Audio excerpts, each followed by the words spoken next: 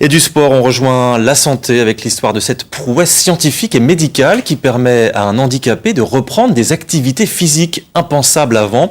Une prothèse du genou électronique avec laquelle il peut dépasser son handicap. Même son orthopédiste était surpris. Il était avec lui hier pour tenter d'améliorer encore cette prothèse. Christophe Taris, Stéphane Janesco.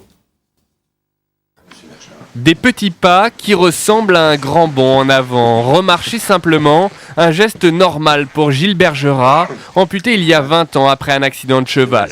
Mais depuis quelques années, il va encore beaucoup plus loin grâce à ce genou électrique.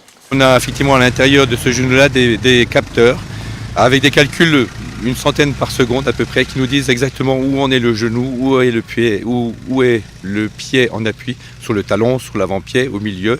Quand il marche, si c'est une phase pendulaire ou une phase d'appui.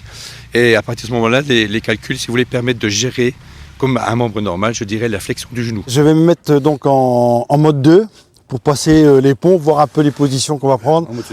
En mode suspendu.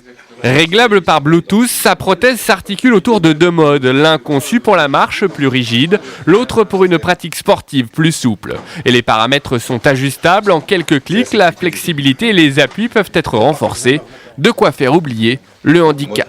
Avec ce type de prothèse par rapport aux prothèses classiques, on va dire, avec cette nouvelle prothèse, donc j'ai découvert des choses dans le sens où je descends les escaliers normalement, de descendre des pentes douces.